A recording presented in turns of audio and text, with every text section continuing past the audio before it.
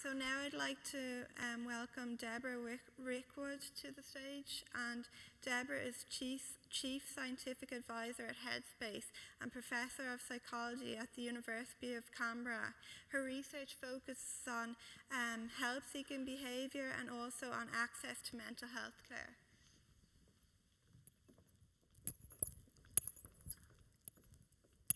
Thanks, Aoife, and good morning, everyone. It's a pleasure to be here in Montreal from the other side of the world to talk to you a bit about what we're doing in Headspace.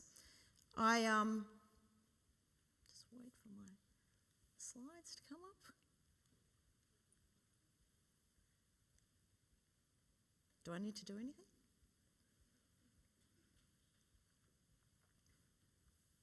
No, they've gone ahead. Okay, good. I can't talk without my slides. I have no idea what I'm talking about if I don't have slides to talk to. So just as well we have slides, or I might have to tell you a personal story or something, but we won't have to do that. So, and I also hope none of you were waiting for Swaran Singh, because clearly I'm not him. So I hope I've been upgraded to his spot, so I'll do my best to fill in his place. But what I am here today to do is to share with you some of our findings from Headspace. And for those of you who've been hiding under a rock for the last couple of years, Headspace is the Australian government commitment to youth mental health. And it was initiated almost 10 years ago now, in 2006, in response to significant advocacy undertaken in Australia and growing awareness of the major need for mental health services for young people. The very high prevalence of mental disorders amongst young people, but the low level of help seeking amongst them, which Nicola really pointed out amongst university students. But what I'd like to do today is convey three things to you. So firstly, I'd like to talk a little bit about how Headspace has continued to innovate and change in response to growing evidence and our growing understanding of the complex needs of young people. I also want to talk about how difficult it is to evaluate something as complex and real world as a government-initiated policy change in Australia that is Headspace.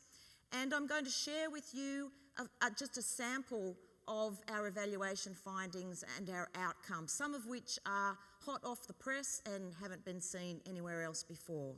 So that's what I aim to do this morning. But just a little bit of Headspace history. Headspace commenced and was an investment by the Australian government. It commenced in 2006 as the Australian National Youth Mental Health Foundation. It started off by setting up Headspace centres across Australia. And the first centres, there were 10 round one centres set up in 2007, and centres have been progressively rolled out in rounds since then, and we're working up to having 100 centres across Australia by the middle of next year. So these Headspace centres are one-stop shops for young people aged 12 to 25. They have a no wrong door approach. Young people can come in there for any reason where they're really aimed at breaking down the barriers and the stigma of mental health problems, encouraging young people to come into services where they will have a very stigma-free, respectful service that is youth-friendly, that aims to meet their holistic needs. So these are being rolled out across Australia in our urban, in our regional, our rural and remote areas, as I said, getting up to 100 centres. Australia is almost as large as Canada and shares a lot in common with Canada. We have a great deal of diversity. We have a smaller population, however, and are even less dense than Canada. So it is a significant challenge to have centres, and the aim is to have national coverage, that every young person in Australia will have access in some way or another to a Headspace centre. Then Headspace didn't stop there, thinking that just face-to-face centres were what young people needed, and has continued to innovate. And in 2011, it added an online platform to Headspace. And Steve Lester had a tabletop about eHeadspace yesterday. eHeadspace encourages young people 12 to 25 to come online, out of hours, where they can use web chat, email or phone to access trained mental health clinicians. In that same year, as if we didn't have enough to do already at the time, we added on a school support program, and Kristen Douglas talked about that yesterday, I believe. And school support is our suicide postvention program, which helps school communities to prepare for, respond to and recover from a suicide in the school community. So a very important way of supporting and engaging with schools. In 2014, we started adding an early psychosis program to the Headspace platform. This is based on the EPIC program developed by Origin, and we're aiming to add this sort of more specialised approach for young people who are ultra high risk of psychosis and experiencing first episodes of psychosis to be able to come through the easy access Headspace centres to be able to get those specialised services and have them at a time early to prevent, hopefully, the progression of that disorder. So the platform now is a very comprehensive approach, a real reorientation of mental health services for young people in Australia. As Pat says, we have a long way to go, but we have really made some significant inroads. And excuse my graph, I did get a bit carried away with design. You can see why I'm a researcher, not a designer, but it was fun trying to convey the complexity of our Headspace platform now. But I want to go on to talk a bit about evaluating Headspace. Headspace, because it is such a significant investment by the Australian government, there's a high degree of visibility of it, and everybody wants to know whether it works. As Pat said, we'd be doing something wrong if we didn't have some detractors, and we do have many people who want us to show that it works in their own way. Everybody has a view on what evaluation should look like and what it means to say that it works. You clearly, when you have a government initiative that's being rolled out through a policy process in such a large way of upscaling, you do not build your evidence through randomised controlled trials. So we have had to look and try many different ways to evaluate, and we have a whole range of external, internal, mixed methods approached to evaluation. As I said, we have had quite a lot of evaluation, despite what some people might tell you. We feel we're evaluated to death, to some extent, much more than many other programs are. So the first evaluation was undertaken externally by the Social Policy Research Centre, and that was not long after the very first centres had got off the ground. So in 2009, there's a publicly available report of that evaluation. We've just recently had the same group and the University of Western Australia look again at looking at more of an outcome evaluation, and that report is just being finalised at the moment. We've also had ongoing internal evaluation and many reports that have gone to government, some of which we've made public, but all our programs are constantly evaluated for continuous quality improvement, but also trying to build the evidence base in this area to understand what works, what doesn't work, what do we need to adapt, what are we doing well, what could we do better. One of the things we've done that is quite innovative is that we have built in some routine data collection. And before I started at Headspace, I spent some time at Headstrong with Bob Ilback and Tony and the Headstrong people looking at their data collection. And we have built not the same sort of system, but tried to put in place a similar process. So we have routinely collected data from the beginning, but we had a major review of our data collection processes and put in 2013, put in place a whole new process. Our data are around looking at, we want to know how young people get to Headspace, so we're really interested in have we improved help-seeking pathways? We want to know who's coming. Are we targeting other young people who we think need to be coming through the doors? Are they coming through the doors? Why are young people coming? Headspace has a no wrong door approach. We encourage young people at risk to come in. So who is coming? Why are they coming? Why are they showing up for services? We want to know what happens when they get there, and we're particularly interested in outcomes. How do we know we're making a difference, and a difference that is meaningful to them, their families, and the communities that they live in? One innovation that we have done, we collect data routinely from young people themselves. So when young people come into a Headspace centre, one of the first things they do is be offered an iPad, and they answer a number of routine questions before they go into their session that day. They get different questions at each service, each time they show up, but every time they come in, they answer a few questions, which is building up an extraordinary database for us to understand why young people are coming and what's happening for them once they're there.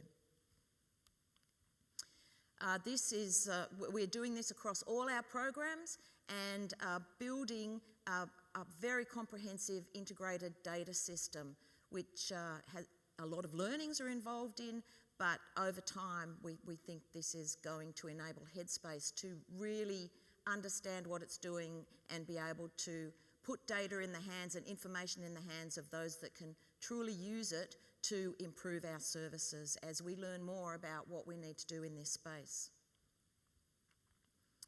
But in terms of evaluation, we have a number of principles underpinning Headspace that is what we want to evaluate. These are the things that are fundamental to all our Headspace services. And we want to know, are our services accessible? Are young people able to come in early and easily and in a non-stigmatised way? Are they appropriate? Are they the services that young people need and want and meet their own requirements? Critically, are they effective? And very importantly, are they sustainable? Can we keep these services going? We want to reorient our mental health system. We want these services to stay there, not be pilots that disappear, but that become embedded within our mental health care system and our healthcare system. So are we doing that? So I've got a bit of a sample of some of the data that we've been collecting, which come from multiple sources, including data that we don't collect ourselves at all, but that we can interpret. So here are some of the first information that we might have to see, are our services accessible? To be accessible, young people need to be aware of services, and another of the innovations that Headspace has put in place, which is really quite unique, is that it's put a lot of emphasis on having a brand, a national brand. So being visible, young people knowing they can see, they can notice, they know that these are Headspace centres, this is where we go. So we've had a lot of marketing. So branding and marketing is something that most mental health services don't do, and something that I originally, as a researcher, wasn't too sure about. I'm now entirely convinced of the value of the branding and marketing to enable young people to really know where to go. They don't have to think about where they go when they need help. But last year we had a national community survey of adolescents undertaken by the Telethon Child Institute, and those data have only recently been released. In that survey they asked about awareness specifically of Headspace. So from that survey, they reported 51% of all parents and about 65% of parents of adolescents with a mental disorder had heard of Headspace, which is really quite extraordinary, the level of awareness of the initiative. In terms of young people themselves, 37% of adolescents and over half of young people with a major depressive disorder had heard about Headspace. So you can see that awareness of Headspace is really taking traction. Another thing that we've done just recently, and again here are some data, I hope you can read that nobody has yet seen. We engaged and found out about a Canadian firm called Riwi that has been set up by a staff member at the University of Toronto, Neil Seaman, who does global sort of awareness surveys through technology.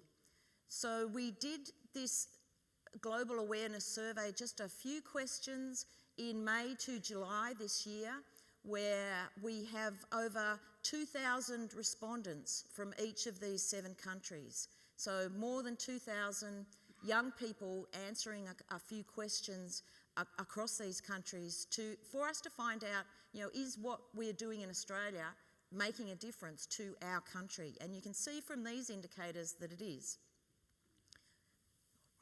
Fortunately, you can see that Australia has 38%, which is the same as the national survey. 38% of young people are aware of Headspace, which hopefully, and not surprisingly, is the highest in the world. Also, the highest level, 62% of young people in Australia consider mental health to be the main health problem for young people. I'm going to have to speed up a bit. Here are some data also around accessibility. You can see we now have some huge data sets. Over 200,000 young people have accessed Headspace centres and eHeadspace. We have data showing data on 75,000 young people from a 2-year period from our new minimum data set. We see that in the centres, about 60% of young people who are coming in the centres are young women. More so consistent with all the online services, about 80% in eHeadspace are young women. But in the early psychosis program, the majority are young men, just over the majority are young men. You can see the graph of the age distribution. Those that are coming into the face-to-face service are younger. eHeadspace are slightly older, and then again, as you would expect, the progression when early psychosis starts to develop, those coming into the early psychosis program are somewhat older again, but still people coming into the services at young ages. Importantly, the little infographic at the bottom shows that 80% of young people coming into centres wait 2 weeks or less. It's really important when young people are ready to access services that they're able to do so quickly, to not miss that window of opportunity. In terms of whether our services are appropriate, Headspace is about early intervention. We want young people coming into services when they're at risk, when they're first experiencing symptoms, when they're having first episodes. So not when they have full-blown episodes and have been unwell for quite some time. So this graph shows, this is centre data for a 2-year period. You can see that over 35% of young people come in with mild to moderate general symptoms. And the vast majority of young people are sub-threshold, have general symptoms. They're coming in early before they have developed a major problem, which is exactly what the initiative was set up to do. They present to the centre, not surprisingly, mainly for high prevalence disorders, so depression and anxiety are the most common presentations. They also present with situational issues. So they've been bullied, they have conflict at home, they're struggling. So they come in, we use strength-based approaches to help them get over these hurdles in their lives. So hopefully these types of issues don't then turn into mental health problems for them.